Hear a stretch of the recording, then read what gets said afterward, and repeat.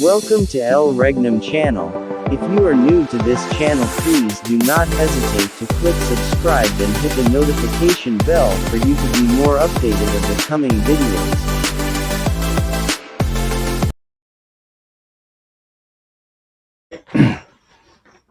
So, isang mapagpalang oras po sa ating lahat, mga minamahal naming tagapagsubaybay sa programang The Kingdom of God sa Palatuntunang Consumatomes.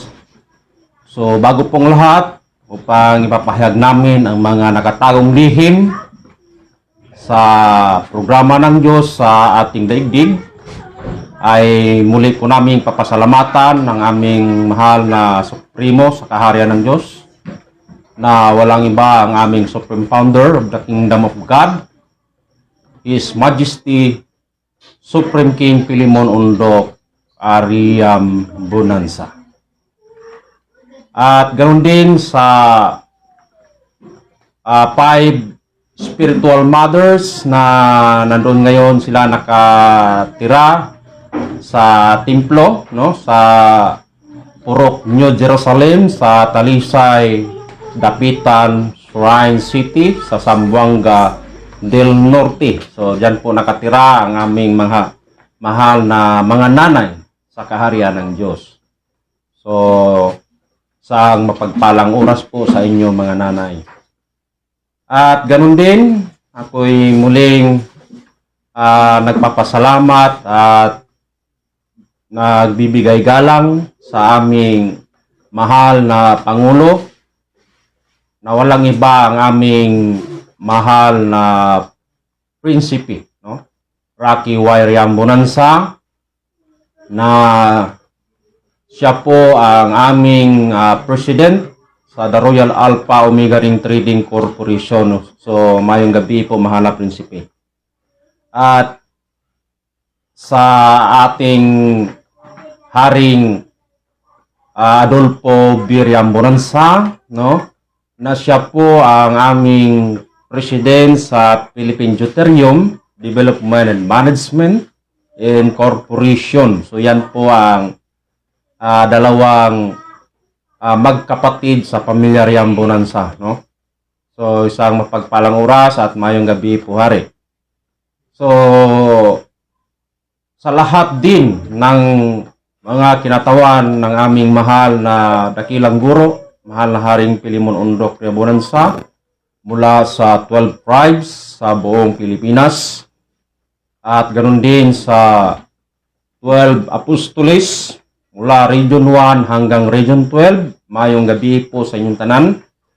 At isa na din dyan nakabilangan ng aming Regional Director sa Region 2, walang iba, Haring Edgar Palor Ligotom.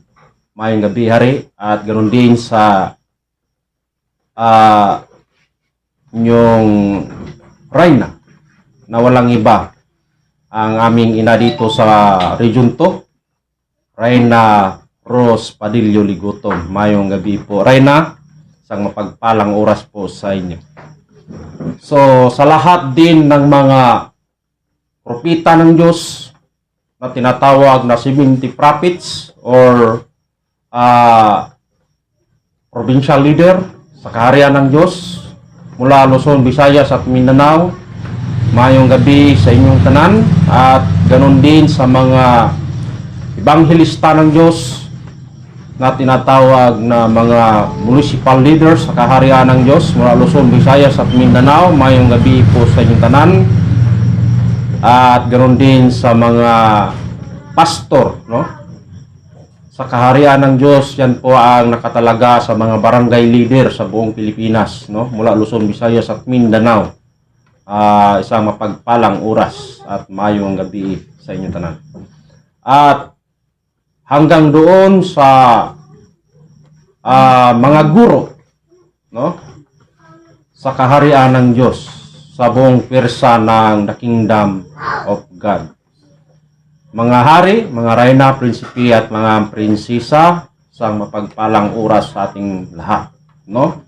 So narito po kami ngayon. Ito po ang lingkod ngayon upang magpapahayag sa kaharian ng Diyos ay walang iba, Haring Roger Pagumpana, na nagsasabi sa inyong lahat na nagpapasalamat sa lahat ng mga viewers sa gabing ito at tagapagsubaybay sa The Kingdom of God.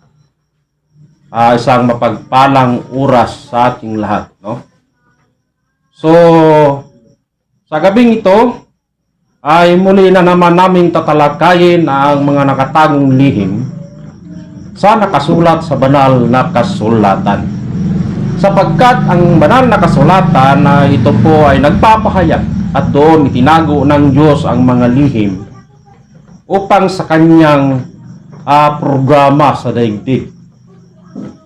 So, ang tatalakayin po natin ngayon ay tungkol sa kung nasaan ang kaharian ng Diyos. So, ang kaharian ng Diyos po mga kapatid ay wala po doon sa taas, no? Sapagkat marami nga ang nagsasabi pag binanggit natin yung salitang kaharian ay automatically ay nandoon po yan ituturo sa taas ng langit o ano pa kaya doon, no?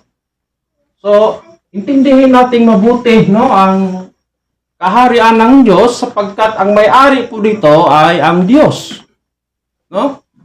So, pag binanggit po natin ang kaharian, ang may-ari yung Diyos, no? Kaya nga mga kapatid, papatunayan po namin na yung salitang kaharian ng Diyos, ito po ay hindi religion, no? So, kailan ba natin nalaman na nagbanggit ang Diyos? Pag binanggit nyo yung kaharian ayon sa kanyang pinapangaral, ay binanggit po ba diyan na relihiyon? So, hindi po yan relihiyon mga kapatid. Yan po ay gobyerno o gobyerno ng Diyos sapagkat siya po ay maghahari. Sapagkat ang titulo ng Diyos, unang-una, Diyos, pangalawa, hari. Ano pa ang pangatlo? Yun po ay pastor, no? Yan po ang titulo ng Diyos. So, tanong ko po sa inyo mga kapatid, sino ang ating nalalaman na Diyos sa buong daigdig? No? Nakilala po yan sa lahat hanggang sa mga bata. So, pag binanggit natin ang salitang Diyos, walang ibang tinutukoy kundi si Panginoong Hesus lamang. No? So, ang tanong, saan nakatira si Panginoong Hesus o ang ating Panginoong Kristo? Oh? Doon nakatira sa Israel, no? Doon siya nakatira sapagkat yan po yung pinili. So, bagaman Israel, ngunit ang pinakasentro sa Israel, ito po yung Jerusalem. No? Jerusalem. Pero ang pangalan ng una yan ay tinatawag na Salem. O lupang pangako. So doon nakatira ang ating Panginoong Jesus Christ. So tanong ko po, unuulit ko po mga kapatid, pag binanggit ang kaharian ng Diyos, saan po yan? Ituturo natin? Agad po yan doon sa taas. O di kaya dito sa ating puso. No? So, marami po ang implementasyon po dito sa tungkol sa kaharian ng Diyos, no? Sapagkat marami din ang nagdala sa salita ng Diyos. So, alamin natin yung programa ng Diyos sa kadaigdig. para hindi po tayo magkasala. No? Sapagkat pag binanggit natin ang kaharian, ang may-ari yung Diyos. Ngayon, pag ituro natin doon yan sa taas, di nagkasala po tayo mga kapatid. Bakit nasabi kong magkasala? Sapagkat ginawa mong sinungaling ang Diyos. Bakit? Saan nangaral si Jesus sa kaharian? Basahin natin. Sa Lucas 4:43 para malinaw po sa lahat ng nakikinig. So, ganito po ang sinasabi. Datapwat sinabi niya sa kanila, dapat namang ipangaral ko sa mga ibang bayan ang mabubuting balita ng kaharian ng Diyos, sapagkat sa ganito ay sinugo ako. So yun po mga kapatid, no? Maliwanag po ang sinabi sa banal na kasulatan. Ano ang dala ng ating Panginoong Jesucristo? Ang kaharian ng Diyos or the kingdom of God. Saan niya ipinangaral? Sa mga bayan at nayon. Ngayon ang tanong ko, nandun ba ang bayan sa taas ng langit? Nandun ba ang nayon sa taas ng langit? Saan yan? Sapagkat doon sa Jerusalem nakatira ang Diyos. Doon nga pinanganak sa sa Bethlehem. May Bethlehem ba doon sa taas ng langit? Kung sabihin natin na ang kaharian ng dala ng Diyos ay nandoon yan sa langit. So saan yan? Sa tinatawag na Israel. Ang tanong, ano ba itong Israel? Yan po ay bansa.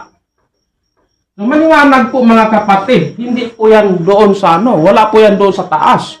Wala namang Israel doon sa taas ng langit.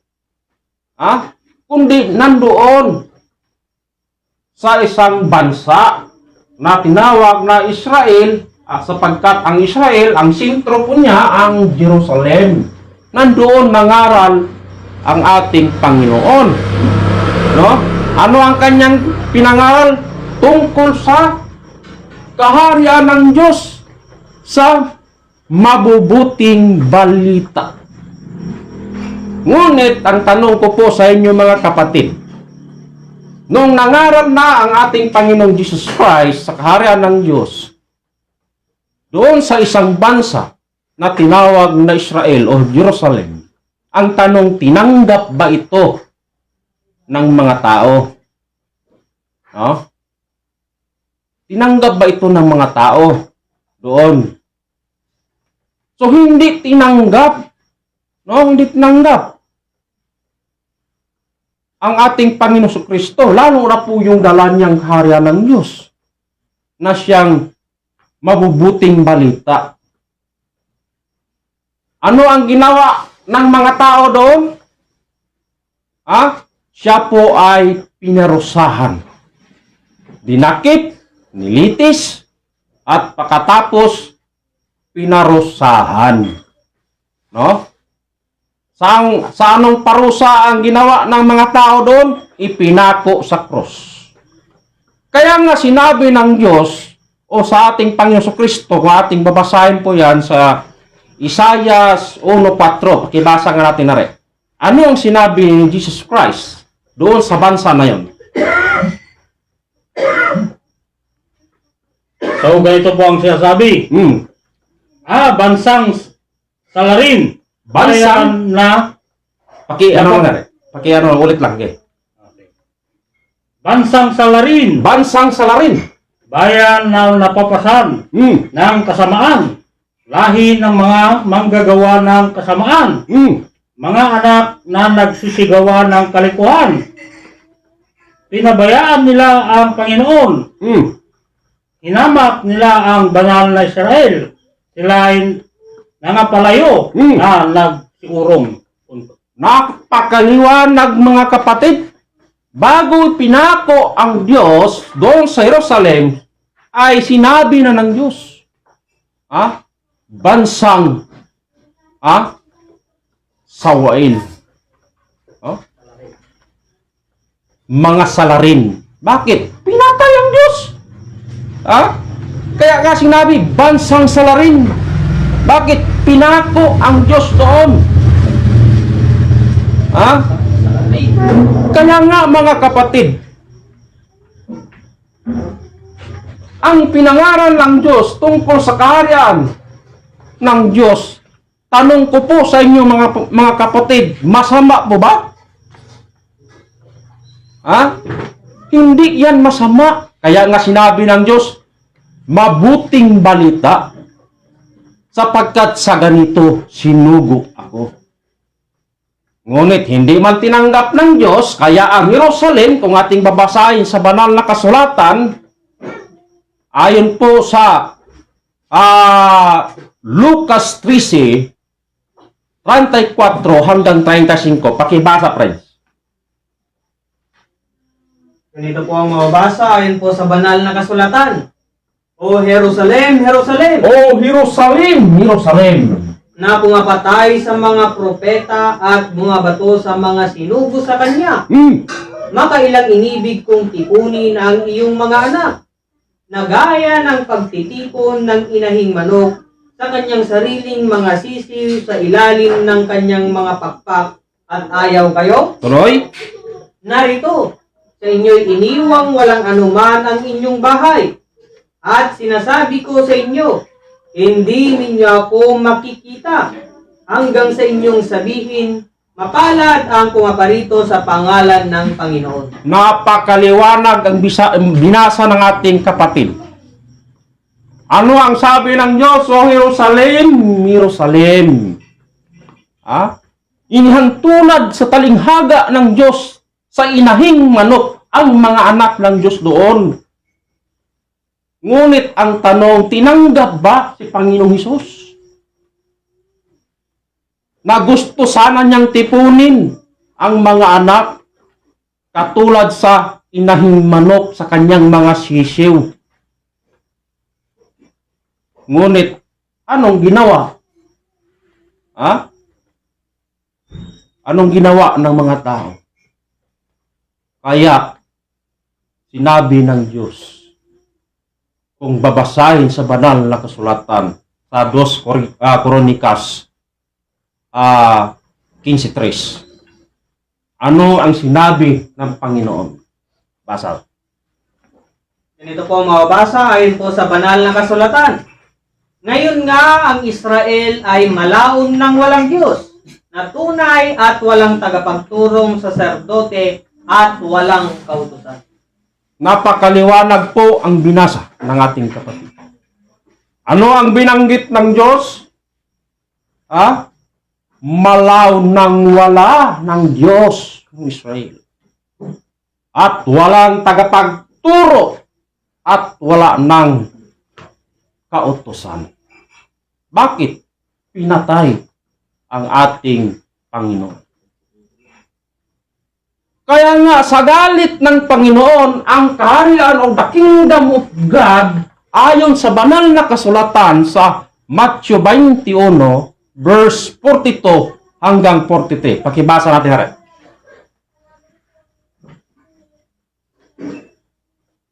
Ano ang sinabi ng ating Panginoong Hesus? So, ganito po ang sinasabi. Sinabi sa kanila ni Jesus, kailanman bagay hindi ninyo nabasa sa mga kasulatan? Ang batong itinakwil ng nagtatayo ng gusali ay siya ring ginawang pangulo sa panulo. Ito'y mula sa Panginoon. At ito'y kagilagilala sa harap ng ating mga mata. Sa 43. Kaya nga sinasabi ko sa inyo, aalisin sa inyo ang kaharian ng Diyos at ibibigay sa isang bansang nagkakabunga. Salamat, Wari. Sinabi po sa banal na kasulatan na ang kaharian ng Diyos aalisin at ibigay sa isang bansa nga nagkakabunga. Yung itinakwil nila na ginawa nilang pangulo sa panulok, sino yon, mga kapatid? Yung bato na itinakwil na ginawang pangulo sa panulok. Marami yan. Makikita po yan natin sa mga simbahan. No? Nandoon sa sulok. No? Yung tinakwil. Alam nyo na yan, mga kapatid, kung sino.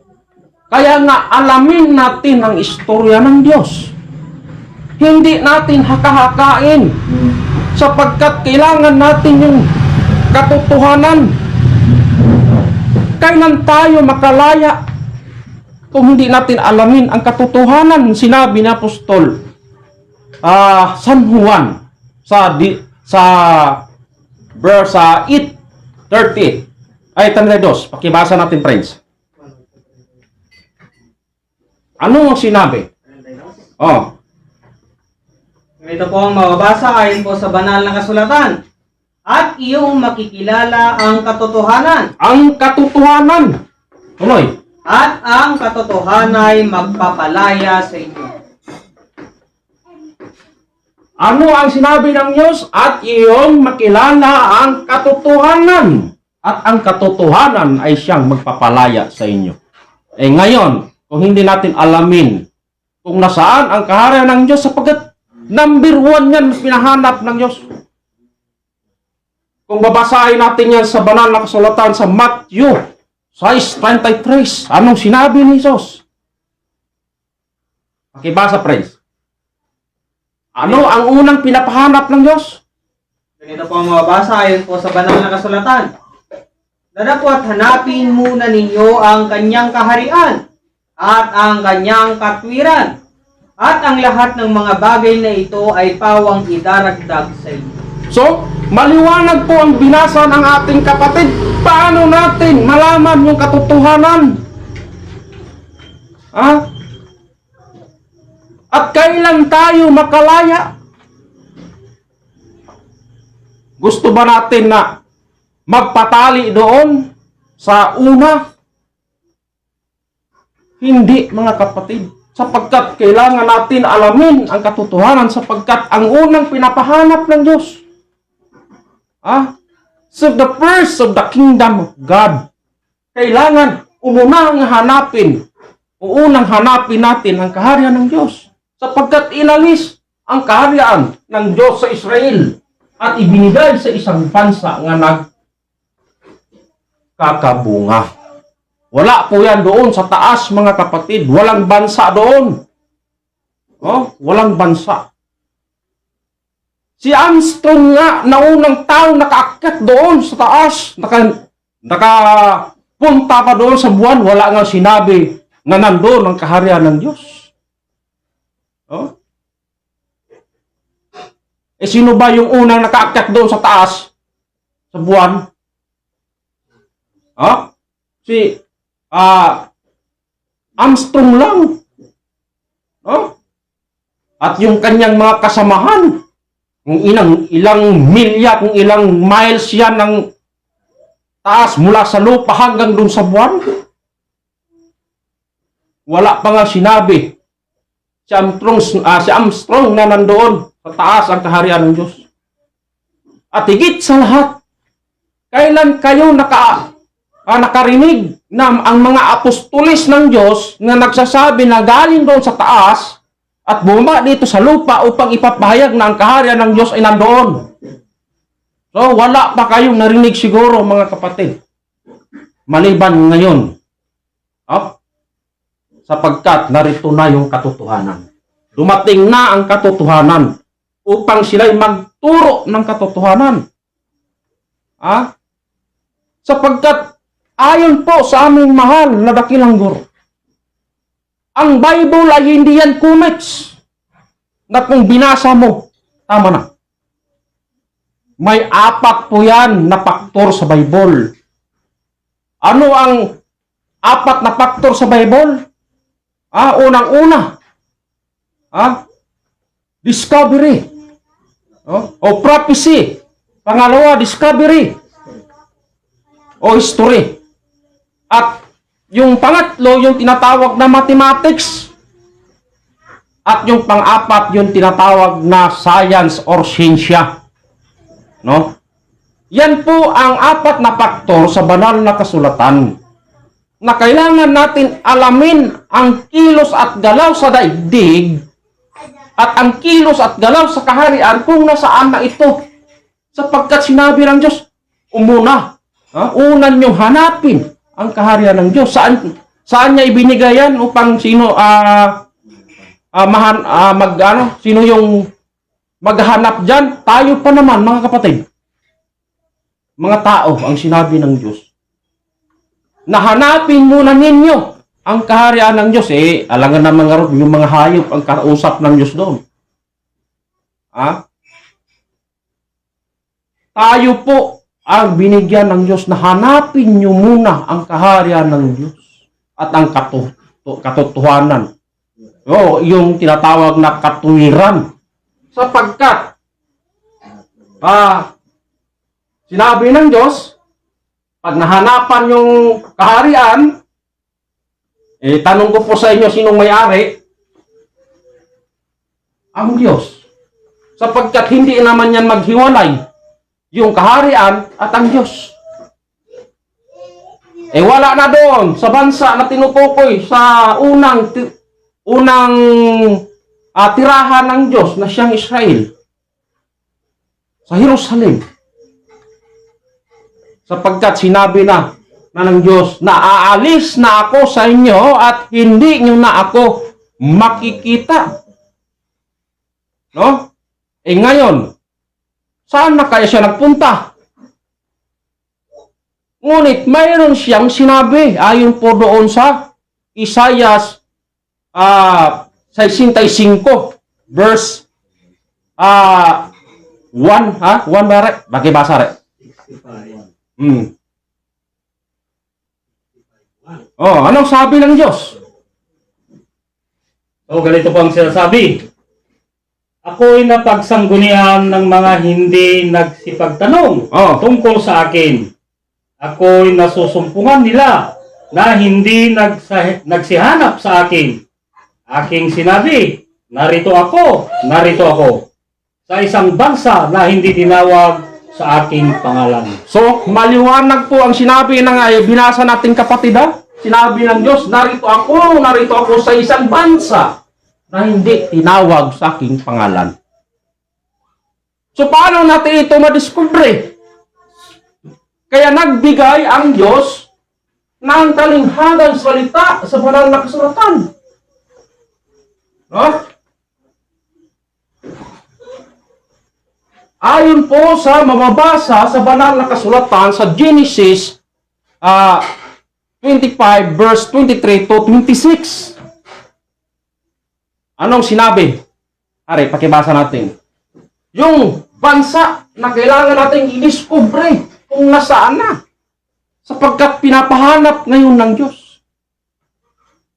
So, ganito po ang sinasabi. At sinabi sa kaniya ng Panginoon. Anong sinabi? 2 bansa ay nasa iyong bahay bata. At 2 bansa ay papaghihiwalayin mula sa iyong tiyan. At ang isang bayan ay magiging malakas kaysa isang bayan. At ang matanda ay maglilingkod sa bata. Sa 24. At nang matupad ang mga araw ng kanyang kapanganakan, narito't kambal sa kanyang bahay bata. 25. At ang unang lumabas ay mapula, na buong kataway parang mabalahibong namit, at siya ay pinanganlang Isaw. Sa 26. At pagkatapos ay lumabas ang kanyang kapatid, at ang kanyang kamay ay nakakapit sa sakong ni Isaw. At ipinangalan sa kanya ay Jacob. At si Isaac ay may 60 taon. May 60 taon na nang sila ipinanganak ni Rebecca.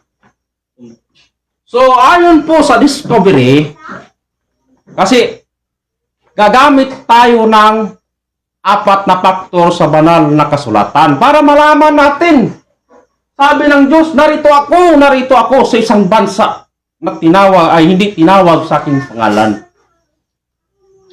Ano ang ginamit ng Diyos upang malaman natin? Gumamit po siya ng talinghagang salita sa parabol sa banal na kasulatan. ang ginamit po dito si Rebecca. No? Rebecca. Siya ay magbuntis ng dalawang bansa. So, paano natin ito o paano natin ito maunawaan? No? Sapagkat sinabi, si Rebecca nagbuntis ng dalawang bansa. So sa paano ano tawag yan, sa paano natin ito maunawa? No? Sapagkat talinghaga man ang sinabi ng Diyos. Si Rebecca ay nagbuntis ng dalawang bansa. No? Halimbawa man, kung i-retiral natin to, no? Kasi Rebecca, halimbawa man si Rebecca, retiral na babae, tapos ang kanyang ipapanganak o ang kanyang ibubuntis, kambal pa naman, dalawang bansa. Ang tanong, kaya kanya? Hantulad lang dito sa mga kababaihan natin ngayon. No? Ayon nga sa ating nalalaman, pag ang babae magbuntis ng kambal, mahirapan pa nga eh. So, hindi yan retiral. Kasi parabol sa banal ng kasulatan. No? Si Rebecca, ito po ay hinantulad ng Diyos ng daigdig. No? Daigdig. Sapagkat parabol nga sa banal ng kasulatan. No?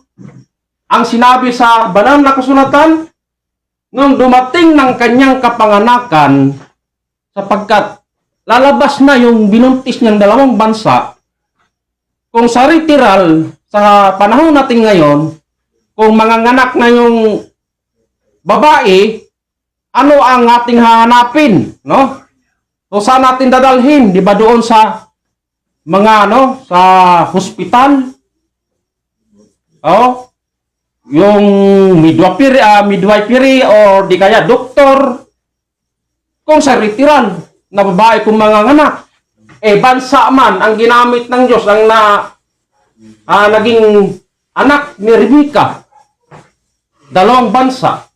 Kaya nung dumating ang kanyang kapanganakan, kailangan bansa pa rin ang maging partira. So, gumamit siya ng bansang Spain. Yan. Yan ang ginamit ng Diyos na maging partira sapagkat dumating na ang kanyang kapanganakan. No? Ngayon, dito sa bansang Spain, may ginamit ang Diyos na magdiscovery na walang iba, si Christopher Columbus at si Ferdinand Magallanes. Yan po ang ginamit ng Diyos sapagkat discovery man. Kung saan bansa, sapagkat sinabi ng Diyos, narito ako sa isang bansa na hindi tinawag sa aking pangalan. Gumamit ng Diyos ng parabol sa banal na kasulatan na si Rebecca ay magbuntis ng dalawang bansa. Kaya, dito sa bansang Spain, walang iba na ginamit ng Diyos na magdiskubre. Si Christopher Columbus at Ferdinand Magallanes. So ayon po sa pagkaalam natin, yung bansa na yan na Spain, mahilig po yan sa mga pasta. No? Yung mga pasta ba? Yung mga masarap na pagkaluto ng spaghetti o ano pa mang pasta yan. So nangangailangan po sila ng masasarap na ricado. No, ricado. Sapagkat wala man doon sa kanila yung hinahanap nilang pinakamasarap na ricado doon sa kanilang pasta, ay naghanap po si Christopher Columbus, Ferdinand Magallanes sa bansang Spain. Naghanap ba? Galing po sila sa bansang Spain. Nung naglayag sila sa kakahanap ng mga masarap na ricado sa pasta, napunta po sila doon sa malayong hilagaan. Ngayon, dumaong po sila doon sa October 12, 1492. Yan po ang taon kung kailan doon sila dumaong. Ngayon, dalawang bansa man ang anak ni Rebecca o Rebecca. Kaya, nung dumaong sila sa October 12, 1492, doon sa lupain ni Esau. Ngayon, sino si Esau? Ayon po sa banal na kasulatan, basahin po natin. Genesis 36, verse 8. Pakibasa natin.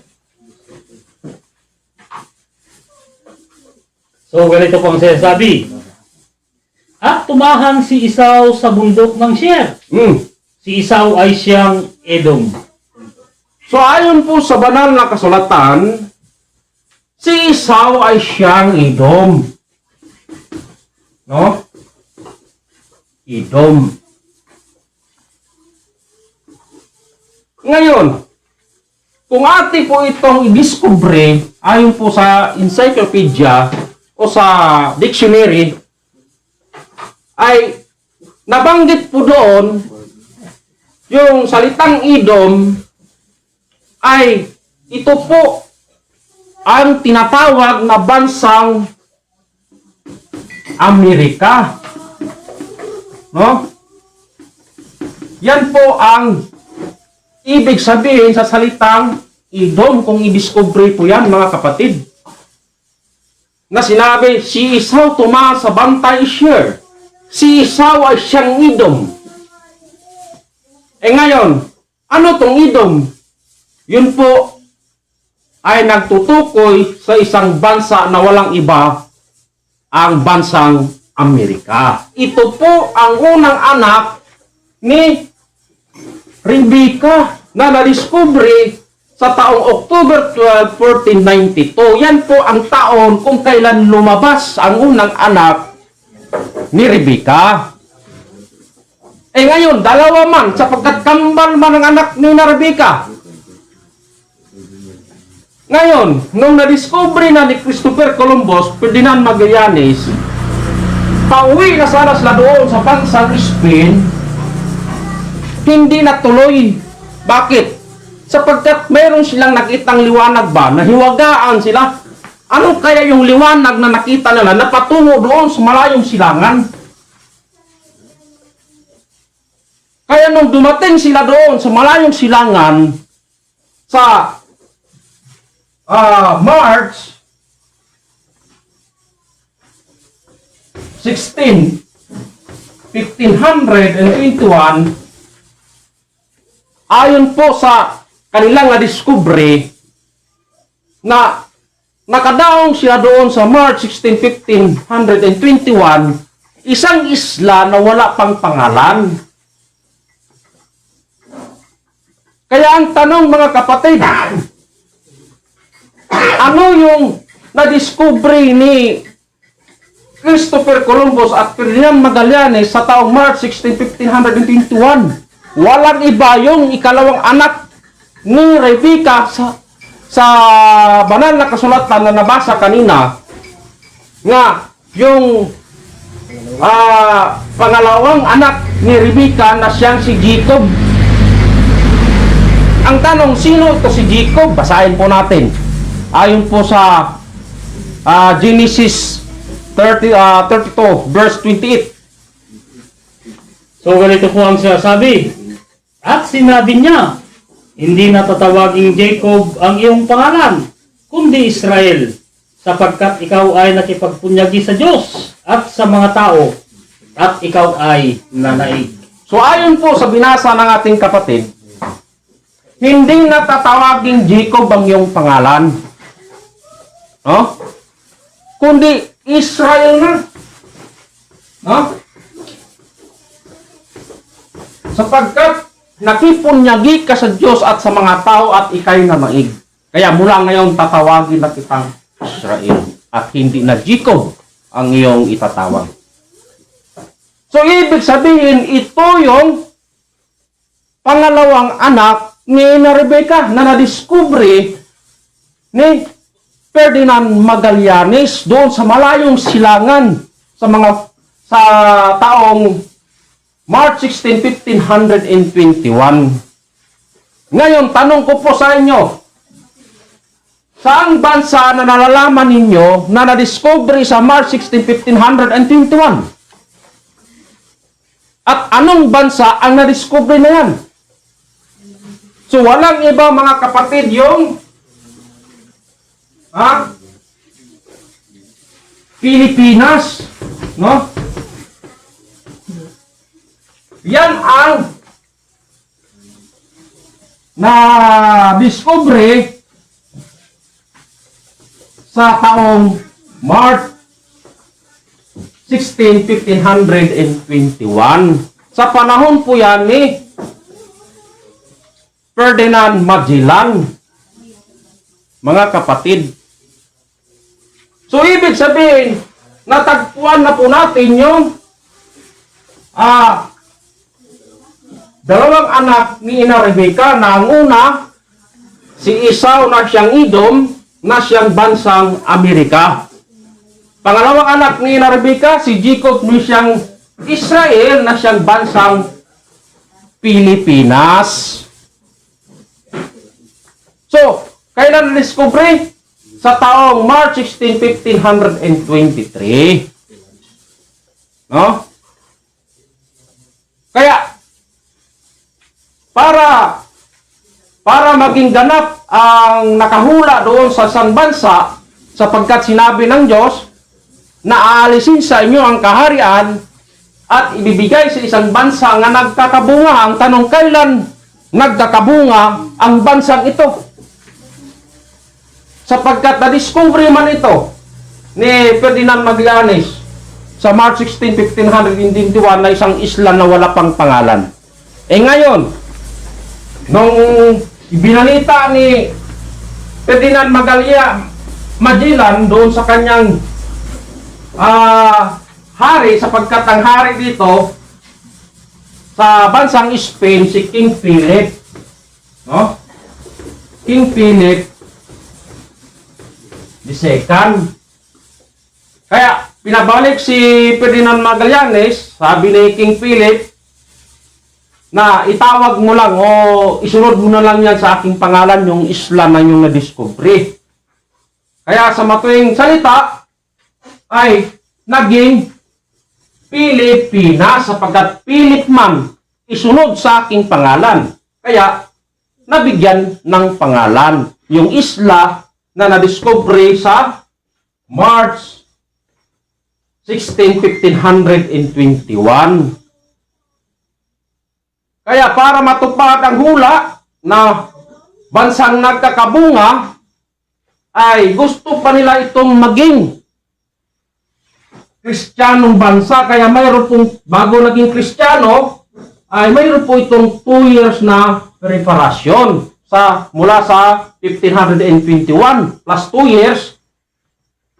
Ang sukat, 1523.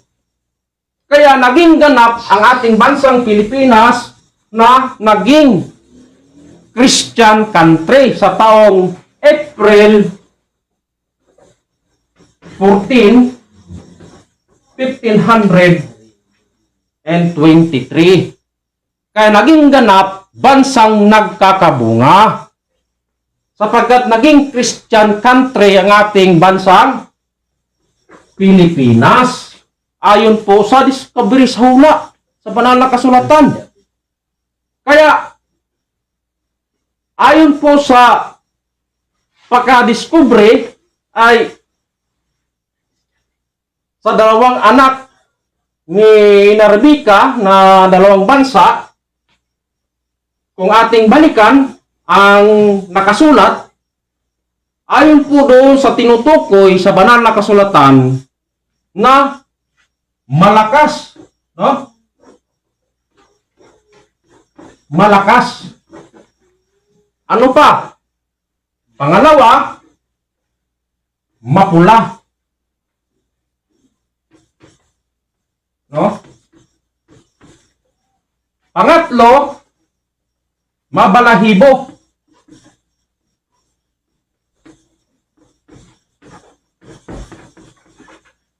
At yung pang-apat, at maglilingkod doon sa mas bata. Yan po ang nakasulat sa banal na kasulatan. Ayon po sa parabol na ginamit ng ating Panginoon, na kung saan nagtutukoy doon sa isang bansa. Bagaman dalawa ang pinanganak ni Rebecca, ngunit mayroon lang siyang talagang pinili ayon po sa parabol, sapagkat sinabi dito, alisin ko sa inyo ang kaharian ng Diyos at ibigay sa isang bansa nga nagkakabunga. Eh ang tanong, dito sa bansang Amerika po ba ay nagkakabunga sa April 14, 1523? So, wala po. Saan? Doon sa isang bansa na Pilipinas lamang po yan naganap. Na March 16, 1521 na siya pagka-discovery plus 2 years na preparasyon para maging ganap na Christian country ay naging ganap sa April 14, 1523. Isinigaw po yan doon sa Mactan, Cebu, Limasawa Island sa pamamagitan ng dalawang tao. No? Na walang iba, si Raho Mabon at si Lapu-Lapu. Sapagkat yung pangkat ni Raho Mabon na 800 katao ay nabautismuhan po yan doon sa Mactan, Cebu, Limasawa Island sa panahon ni Father Pedro Valderrama. Yan po ang unang pari na nagbautismo doon sa mga tauhan o mga kasamahan ni Raha Humabon sa Mactan, Cebu. Yan po ang totoong istorya. Kaya, kung ating balikan sa nakasulat, sa banal na kasulatan, na malakas, mapula, at mabalahibo. So, ang tanong ko po sa inyo mga kapatid, ang bansang Amerika po ba ay tunay na malakas? So, totoo po yan. Oh? Bakit naturingang malakas? Sapagkat ang kanilang mga kagamitan ay lalo-lalo na sa mga pagdigma ay talagang tunay na malakas, no? Mga kanyon o ano pa mang mga malalakas na pangdigma. So, ibig sabihin, nakuha na ang hula. Napatunayan na talaga ang bansang Amerika ay tunay na nga malakas. So, ayon sa pangalawa, mapula. So, ang bansang Amerika po ba mga kapatid ay mapula? So, tunay po yan. Sapagkat pag nasinaga ng kanilang mga balat, ay pumupula ang kanilang mga pangangatawan. So, dadako po tayo sa pangatlo, na ayon po dito sa nakasulat, na mabalahibo ang pangangatawan. So, tingnan po natin. Ang bansang Amerika po ba ay tunay na mabalahibo ang kanilang mga katawan? So, tunay. No?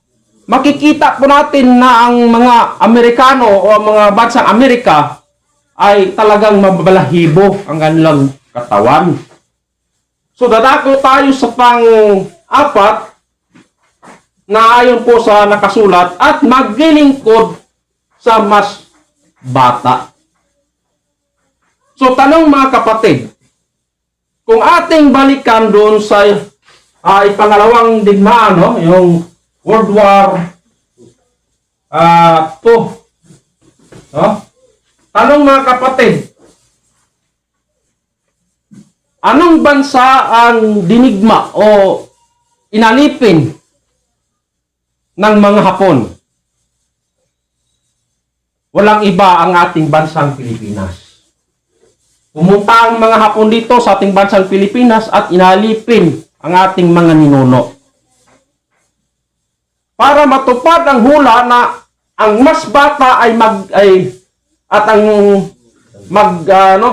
maglilingkod doon sa mas bata.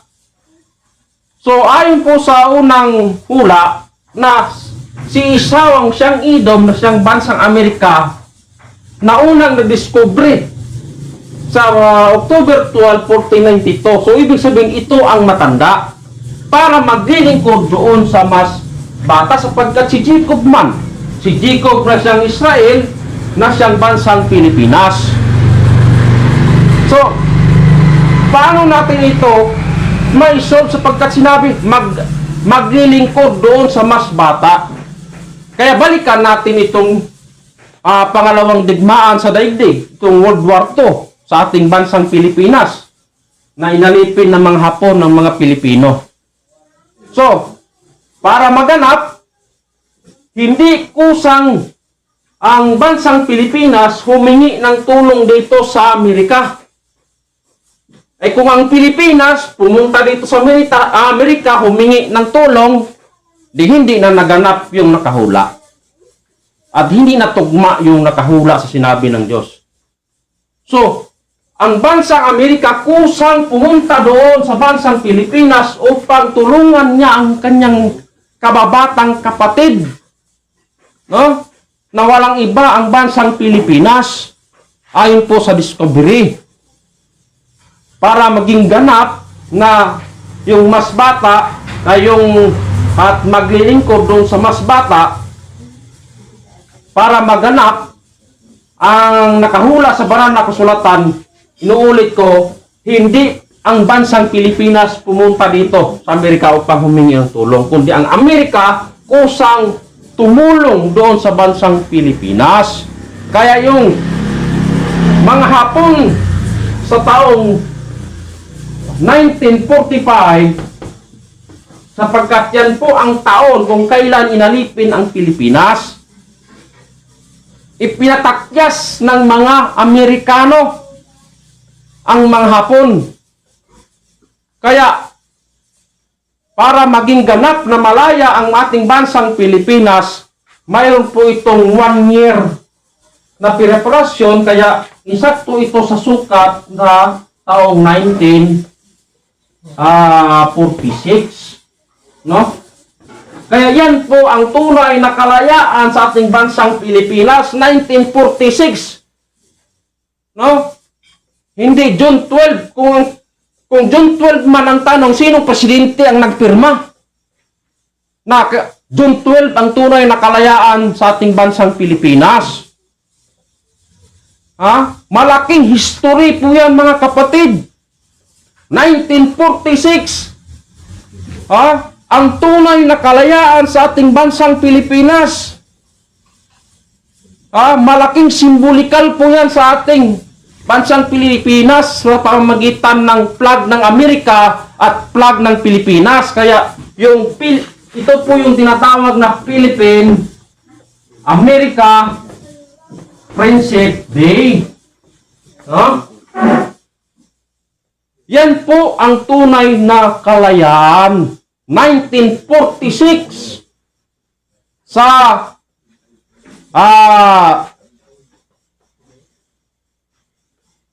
taong 1946, ito po yung tinatawag na Philippine American Friendship Day, na yung tunay na kalayaan sa ating bansang Pilipinas. Kahit mag-discover kayo mga kapatid, malaki po yan, palatandaan doon sa batasang pangbansa. Sa panahon pa yan ni Manuel Quezon. Manuel Quezon. Ayon po sa history na para maging malaya ang ating Pilipinas, kailangan matupad ang nakahula. sapagkat magkapatid man ang Pilipinas at ang Amerika. Kaya tinawag ito na Philippine-American Friendship Day upang maging ganap na malaya ang Pilipinas para matupad ang hula na ang matanda ay maglilingkod doon sa mas bata. Ang Amerika man ang unang lumabas. Yung pangalawang lumabas ang Pilipinas sapagkat ayon po dito sa hula si Esau siyang Edom na siyang bansang Amerika. Si Jacob na siyang Israel na siyang bansang Pilipinas. So yan po yung mga taon kung sa literal na katauhan, kung mayroong ipapanganak, mayroon bang mga taon kung kailan siya mag-birthday? No? Ito po ang taon, mga kapatid. October 12, 1492 sa Amerika, sa Pilipinas naman, March 16, 1521. Kaya ang tanong ko po sa inyo mga kapatid, saan po yan naganap? Yung pagka-discovery sa dalawang bansa. No? At tanong, kailan naging malaya ang Pilipinas? Sa taong 1946. Kaya nga mga kapatid, hindi po ako mahiya na sasabihin sa inyo, ayon po sa itinuro ng aming mahal na dakilang guro, mahal na Haring Pilimon Undok Riambunansa, na ang Biblia or ang Bible ay mayroon po itong 4 factors in the Bible. Una-una, prophecy, pangalawa, history, at ang pangatlo, mathematics, at ang pang-apat, yung tinatawag na science o siyensya.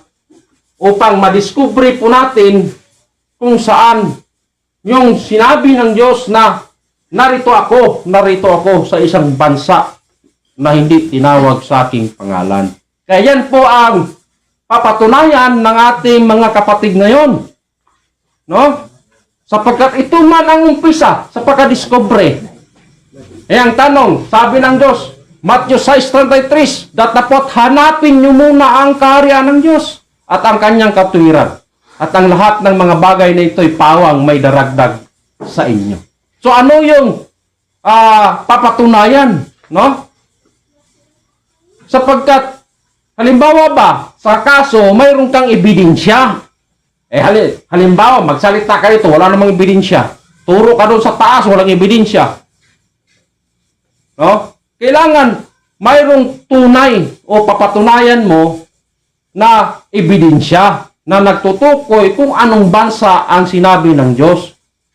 Kaya yan po mga kapatid, ako'y muling nagpapasalamat sa lahat sa gabing ito, lalong-lalo na po sa viewers namin ngayon sa gabing ito, no?